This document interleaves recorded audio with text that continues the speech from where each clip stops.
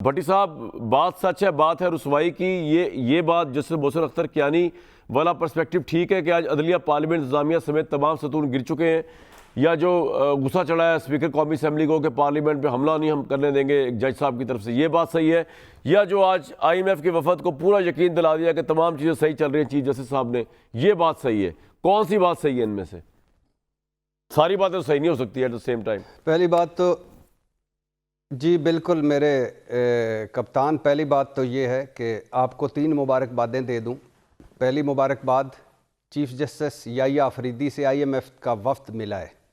ये बज़ाहिर एक छोटी सी खबर होगी, मगर ये है जिंदे घर दाने ना होण, जेड़े आज़ाद ना होण, जेड़े खुद मुख्तार ना होण, उन्हां दा हाल कि IMF का वफ्द चीफ जस्टिस ऑफ पाकिस्तान से मिला है और चीफ जस्टिस साहब उनको रोज़ी रोज़ी गुड्डी गुड्डी वाली पिक्चर दिखा रहे थे। यानी आप अंदाज़ा करें कि अब कहाँ हम पहुँच गए हैं। हम एक आज़ाद और ख़ुद मुख्तार कौम हैं, इस परचम के साए तले हम एक हैं, नारे हम लगाते हैं पता नहीं क्या क्या, पूरी दुनिया को हम लीड करने के लिए जन्मे हैं, पैदा हुए हैं।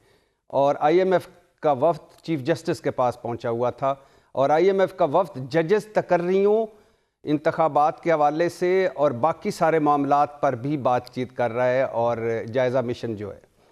दूसरी मुबारक आपको देता चलूँ कि ट्रांसपेरेंसी इंटरनेशनल की रिपोर्ट आई है, करप्शन में पाकिस्तान 2 नंबर गिर गया हुई है हमारी जी, 2 दर्जे की तनज़ली हुई है। 180 मुल्कों में पहले हम 133 नंबरों पर थे और अब हम 135वें नंबर पर हैं। अक़लियत को निकाल कर ऊपर से लेकर नीचे तक अल्हम्दुलिल्लाह हम जहाँ पहुँच चुके हैं। हज और उम्रों में भी नंबर 1, 2 नंबरी में भी नंबर 1।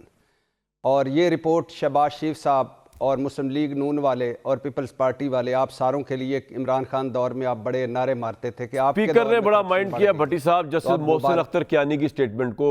माइंड आप किस तरह देखते हैं? अब आपको भाईजान बात तो कर लेने दें। जी बताएं बताएं। मैं कह रहा हूं अब आपको मुबारक हो मेरे मुस्लिम लीगियों और मेरी हुकूमतों, मुबारक हो आपकी। आप अब मुझे पता नहीं ये करप्शन हो कहाँ रही है, उनको कहाँ नज़र आ रही है, क्योंकि आप तो सारे शफाफ तरीके से सब कुछ कर रहे हैं। तीसरी मुबारक कामरान शाह साहब के कप्तान मेरे के पतन की इलेक्शन 8 फरवरी 2024 पर रिपोर्ट आई है।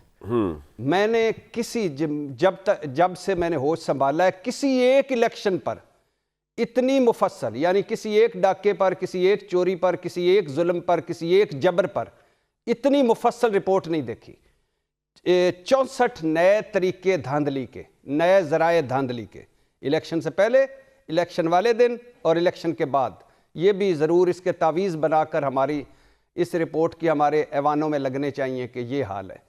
अब आ जाएं मोहसिन अख्तर कियानी साहब पर। बिल्कुल ठीक कह रहे हैं मोहसिन अख्तर कियानी साहब, बताएं कहाँ फंक्शन हो रहा है? आप समझते हैं कि ये पार्लियामेंट जो है ये अवामी नुमाइंदों वाली पार्लियामेंट है। और स्पीकर साहब, मैं आपके साथ हूँ, पार्लियामेंट आइन सुप्रीम है, उसके नीचे फिर पार्लियामेंट का तकद्दुस, मैं साथ हूँ, लेकिन ये इज्जत मांगे से नहीं मिलती हजूर, ये इज्जत करवानी पड़ती है। अगर आप खड़े हो जाते और आप कहते कि हमने 3 मरतबा नवाज शरीफ साहब वज़ीर आज़म बने हैं, 1 मरतबा शहबाज शरीफ बन चुके हैं, पीपल्स पार्टी भी 4 मरतबा भुगता चुकी है। भाई हमें मैंडेट नहीं दिया इस कौम ने, हमारा मैंडेट नहीं है ये। आप किसी और को कोई बनाता है बना ले, नहीं बनाता तो नए इलेक्शन में चले जाएं। या इस हुकूमत के पास, इस पार्लियामेंट के पास मुझे बताएं कि आइन साजी का मैंडेट है। तो जब आप इस तरह के सारे काम करेंगे, पतन की रिपोर्ट है, ट्रांसपेरेंसी की रिपोर्ट है इंटरनेशनल की, और जब आपको पता है फॉर्म 45, फॉर्म 47 का, तो फिर क्या आप कौन इज्जत करेगा? मैं तो आज भी करता हूं, आपको सलाम ठोकता हूं, लेकिन इन सलामों में मोहब्बत नहीं है। और आखिरी बात भाईजान, इस गुफ्तगू के पहले हिस्से की, गवर्नर पंजाब साहब कह रहे हैं कि ये फॉर्म 47 वाले हैं, खतरनाक इंटरव्यू दिया है। अता तारड़ जो है वो भी हारा हुआ है, अटक पिंडी। और बिलावल भुट्टो के सवाल पर उन्होंने कंफर्म नहीं किया कि धांधली हुई कि नहीं हुई, कहते उसके बारे में ये इल्म नहीं है। तो अब मेरे भाई जरा इसको सम अप करते हैं दो जुमलों में। एक तरफ पतन क्या कह रहा है, धांधली के 64 नए जराए। ट्रांसपेरेंसी इंटरनेशनल क्या कह रही है कि आप करप्शन में माशाल्लाह तरक्की कर रहे हैं। गवर्नर आइनी सरबराह क्या कह रहा है कि फॉर्म 47 वाले हो आप। चीफ जस्टिस याहिया अफरीदी के पास अल्हम्दुलिल्लाह IMF का वफ्द पहुंचा और फिर आप कहते हैं मोहसिन अख्तर कियानी गलत कह रहा है। तो आपकी मर्जी है, राइट। जो हकीकत है उसको सुने। ये मुल्क तभी आगे बढ़ेगा। मैं एक जुमला बोलना चाहूंगा, कोई जब तक आप हॉस्पिटल में जाते हैं, जब मरीज का असल मर्ज जब तक नहीं पता चलता, उस वक्त तक इलाज होना ना होना पॉइंट आ गया आपका सर, आ गया सबसे। तो आप अगर डिनाइल में चले जाएंगे ठीक है कि सब कुछ ठीक है अल्हम्दुलिल्लाह, खबरदार कोई बात लेकिन मसला ये भुट्टो साहब कहने लगा था, मसला ये भट्टी साहब के जब सिस्टम चल रहा है ना, अब पार्लियामेंट फंक्शन कर रही है कि नहीं कर रही, अदालतें आज़ाद हैं या नहीं है, मीडिया गला घोटा जा रहा है या नहीं घुटा हुआ, इससे क्या फ़र्क पड़ता है? सिस्टम चल रहा है। इमरान खान आप जेल में हैं, बिलाल कियानी साहब के जो जेल में थे, टीटी के मुलजिम जो थे, शहबाज शरीफ साहब वो प्राइम मिनिस्टर हैं, मरीम नवाज साहब एक दफ़ा में जेल में थी, अब वो CM पंजाब है। ये सब एवं ऊपर की बातें हैं कि ये हो गया वो हो गया, रूल ऑफ लॉ नहीं है। सर मेरी बात तो सुन लें, रूल ऑफ लॉ नहीं है, कानून की हुक्मरानी नहीं है, अदालतें नहीं है। जब शहबाज शरीफ साहब प्राइम मिनिस्टर हैं, आराम से वो चल रहे हैं, वो जाके देखें ना UAE में मिल रहे हैं, वहाँ पर पूरी दुनिया के अंदर उन्होंने एक अपना सिक्का राइज किया हुआ है, प्रोटोकॉल चल रहा है। प्रॉब्लम क्या है यार? ये भी इस तरह 3 4 5 साल गुजर जाएंगे। इमरान खान ने तो अपने पाँव पे कुल्हाड़ा मारा जब इस्टेब्लिशमेंट के साथ पंगा ले लिया उसने बिला वजह का, तो शहबाज शरीफ तो पंगा लेंगे ही नहीं, वो पंगा नहीं लेंगे। ये सिस्टम इस तरह चलता रहेगा। आप एनालिसिस करिए, आपके एनालिसिस का क्या है भाई? ये जस्टिस मोहसिन अख्तर कियानी साहब कही जाए, जजेस लेटर लिखी जाए, उनकी क्या प्रैक्टिकल ग्राउंड पे वैल्यू है? ऐसे हम टाइम वेस्ट करते रहते हैं।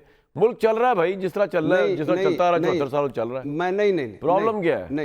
नहीं, अगर आप मैं बताता हूं, अगर आप 77 साल को इसी तरह जो कह रहे हैं कि चल रहा है, पिछली हुकूमत भी चल गई, फातिमा जना हार गई थी तो क्या हो गया था? अगर भुट्टो साहब ने मैंडेट नहीं माना था तो क्या हो गया था? अगर मार्शल लॉ लग गए हैं तो क्या हो गया है? अगर तो क्या हुआ है? वो जो असगर खान केस आ गया है, असगर खान केस आ गया है तो क्या हुआ है? तो क्या हुआ? अगर उसके बाद धांधली हो, RTS बैठा है तो क्या हुआ है? अगर पूरा इलेक्शन बैठ गया है तो क्या हुआ है? पता है होता क्या है? आप 21-7 से सीरीज जीत रहे थे और फिर आपने मुझे ओपनर भेज दिया, उसके बाद क्या हुआ आपको पता है?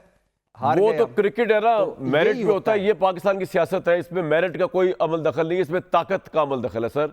वहां पे क्रिकेट के असूल से लागू होते हैं, यहाँ पे कोई असूल लागू नहीं होता। दो आप गधे घोड़े को एप्पल ऑरेंजेस को मिला रहे, मैं आगे जाऊंगा क्विकली, टाइम बहुत हो गया। पर करे भट्टी साहब, लिहाजा उन्हें भी सब्र करना चाहिए। तहरीक इंसाफ वालों को और इमरान खान को, आप जाते हैं कानूनी हेयरिंग्स पे भी, आप जाके पलवेशा साहिबा पीपल्स पार्टी का ये पैगाम दे दें इमरान खान को, बेटा आप सब्र करो, क्योंकि आप जंजीर की तरफ खुद खींचे चले जा रहे हैं। तो ये डोर कोई खींचे तो ये किसी और चला जाऊं, वो गाना था ना एक बड़ा मशहूर।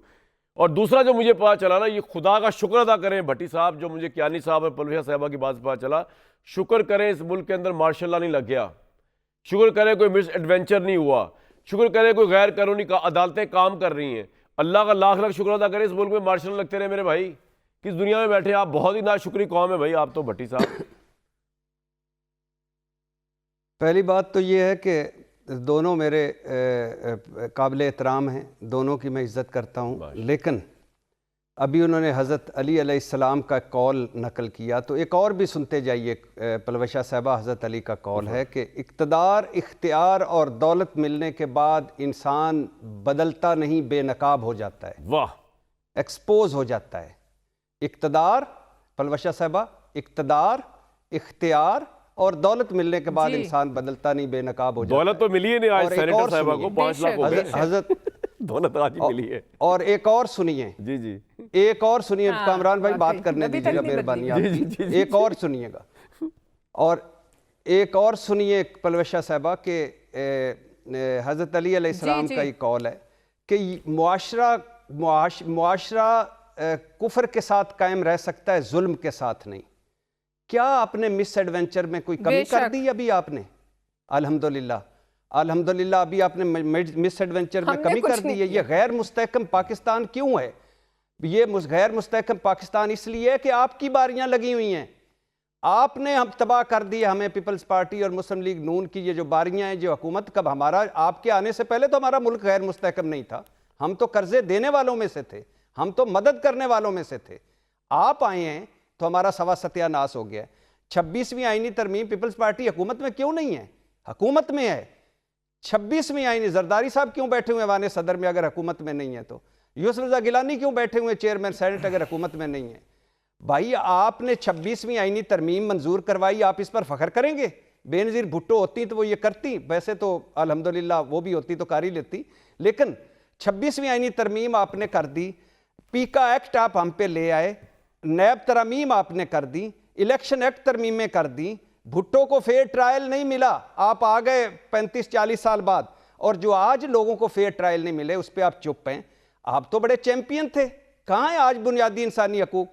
कहाँ है आज चादर चार दीवारी का तकद्दुस? कहाँ है? शाह महमूद कुरैशी पता है पलवशा साहबा क्या कह रहा है? वो कह रहा है मुझे अपनी कब्र की कसम, मैं बेकसूर हूं। कोई इतनी बड़ी कसम उठा सकता है? आपने कभी उनके हक के लिए आवाज उठाई है? वो तो आपकी पार्टी में भी रहे हैं। ठीक है, क्विकली भट्टी साहब, मुझे बाकी का जवाब भी लेना है। आपका पॉइंट आ गया बड़ा। जी जी, दूसरा मेरे भाई ने कहा, भाईजान बिल्कुल ठीक, जो कुछ आपने मिसालें दी जुडिशरी की वो काबिले मुजम्मत मिसालें हैं, मैं आपके साथ हूं, लेकिन पूरी मिसालें दिया करें। जस्टिस कयूम, भाईजान कितनी सजा देनी है? ठीक है सर, पॉइंट आ गया आपका, भैया आगे लेके चलना है क्विकली आएंगे। बिलाल कियानी साहब, सिर्फ एक दो जुमले भाईजान, सिर्फ दो जुमले। फाइज इसा उमर अता बंदयाल जाएंगे, फाइज इसा काजी आएंगे, जब नवाज शरीफ वापस आ गया, वही हुआ। हमजा शहबाज को छुट्टी वाले दिन सर पॉइंट आ गया, ये तारीख आ गई। बिलाल कियानी साहब, ये कोई